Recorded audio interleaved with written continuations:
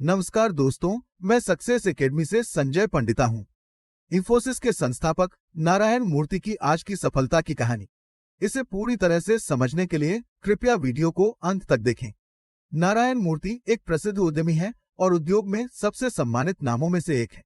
भारतीय आईटी उद्योग, वो इंफोसिस टेक्नोलॉजीज लिमिटेड के संस्थापक हैं, जो एक बहुराष्ट्रीय कंपनी है जो प्रदान करती है आईटी परामर्श और आउटसोर्सिंग सेवाएं। नारायण मूर्ति को उनके योगदान के लिए कई पुरस्कार और सम्मान प्राप्त हुए हैं।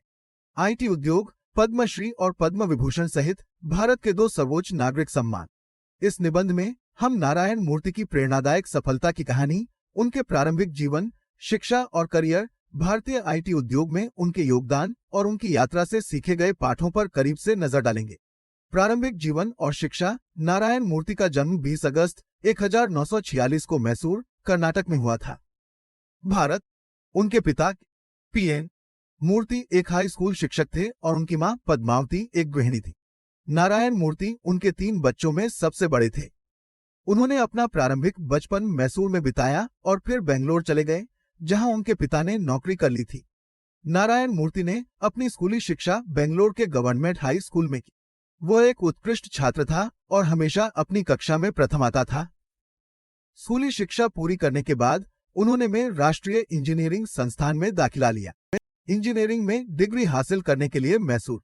हालांकि उन्हें जल्द ही एहसास हो गया कि संस्थान उनकी उम्मीदों पर खरा नहीं उतर रहा है और उन्होंने अपनी इंजीनियरिंग की डिग्री हासिल करने के लिए मैसूर विश्वविद्यालय जाने का फैसला किया। नारायण मूर्ति ने 1967 में मैसूर विश्वविद्यालय से इलेक्ट्रिकल इंजीनियरिंग में bachelor of engineering B degree पूरी की। अपनी इंजीनियरिंग की डिग्री पूरी करने के बाद वो institute national polytechnic D Grenoble से इलेक्ट्रिकल इंजीनियरिंग में मास्टर डिग्री हासिल करने के लिए पेरिस, फ्रांस गए। उन्होंने 1969 में अपनी मास्टर डिग्री पूरी की और अपना करियर शुरू करने के लिए भारत लौट आए।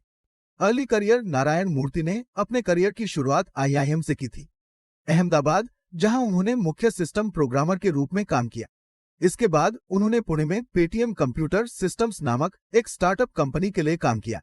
पेटीएम कंप्यूटर सिस्टम्स में काम करने के दौरान उनकी मुलाकात अपनी होने वाली पत्नी सुधा कुलकर्णी से हुई, जो उसी कंपनी में काम कर रही थी।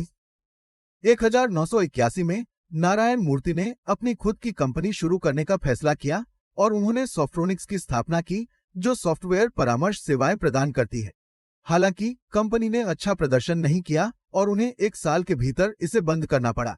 अपने पहले उद्यम की विफलता से विचलित होकर नारायण मूर्ति ने दूसरी कंपनी शुरू करने का फैसला किया, इंफोसिस। 1981 में उन्होंने 6 अन्य सॉफ्टवेयर इंजीनियरों के साथ कंपनी की स्थापना की, जिनमें नंदन मिलेकानी, एस गोपाल कृष्णन और एस डी शिबुला। उन्होंने एक साथ रुपये की अपनी बचत जमा की 10,000 और अपना उद्यम शुरू करने के लिए बेंगलोर में एक छोटा कार्यालय किराए पर लिया। इंफोसिस के साथ उद्यमशीलता की यात्रा। इंफोसिस ने संयुक्त राज्य अमेरिका में ग्राहकों को सॉफ्टवेयर विकास और परामर्श सेवाएं प्रदान करके शुरू किया। नारायण मूर्ति और उनकी टीम ने अपने ग्राहकों को उच्च गुणवत्ता वाली सेवाएं प्रदान करने के लिए कड़ी मेहनत की और जल्द ही उनकी प्रतिष्ठा बढ़ने लगी। उन्होंने सर्वश्रेष्ठ प्रतिभाओं को काम पर रखने और नवाचार और उत्कृष्टता की संस्कृति बनाने पर ध्यान केंद्रित किया। इंफोसिस जल्दी ही अपनी उच्च गुणवत्ता वाली सेवाओं के लिए जाना जाने लगा और इसकी ग्राहकों की सूची तेजी से बढ़ने लगी। अपनी सफलता के सफर में नारायण मूर्ति को कई चुनौतियों का सामना करना पड़ा। शुरुआती दिनों में उन्हें ग्राहकों को खोजने और उन्हें अपनी कंपनी को एक मौका देने के लिए मनाने में संघर्ष करना पड़ा। उन्हें आर्थिक कठिनाइयों का भी सामना करना पड़ा और उन्हें दूर करने के लिए उन्हें कड़ी मेहनत करनी पड़ी। 1993 में इंफोसिस सार्वजनिक हो गया और इसकी आरंभिक सार्वजनिक पेशकश आईपीओ को 17 गुना से अधिक ओवर सब्सक्राइब किया गया। कंपनी ने आईपीओ के माध्यम से 70 करोड़, जो उस समय एक महत्वपूर्ण राशि थी। यह कंपनी के इतिहास में एक महत्वपूर्ण मोड़ था और इसने कंपनी को अपने परिचालनों को तेजी से विस्तारित करने में मदद की। उनके नेतृत्व में इंफोसिस एक वैश्विक कंपनी बन गई और नारायण मूर्ति भारत में इच्छुक उद्यमियों के लिए एक रोल मॉडल बन गए। आईटी उद्योग में उनके योगदान के लिए उन्हें भारत के 2 सर्वोच्च नागरिक सम्मान पद्म श्री और पद्म विभूषण से सम्मानित किया गया। नारायण मूर्ति की सफलता की कहानी प्रेरणादायक है, क्योंकि उन्होंने दिखाया कि कड़ी मेहनत, दृढ़ संकल्प और दृढ़ता से कोई भी अपने लक्ष्यों को प्राप्त कर सकता है।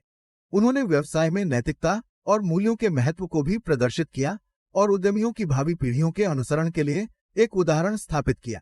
अगर आपको यह वीडियो पसंद आया तो कृपया वीडियो को लाइक, शेयर, सब्सक्राइब करें और बेल आइकन को दबाना ना भूलें। यह हमें आपके लिए सूचनात्मक वीडियो बनाने के लिए प्रेरित करता है। यदि आप शेयर बाजार और इसकी ट्रेडिंग रणनीतियों के बारे में ऑनलाइन लाइव वीडियो कक्षाएं सीखना चाहते हैं, कृपया अपना मेल सक्सेस एकेडमी पर या व्हाट्सएप +91 9797 256675 पर भेजें।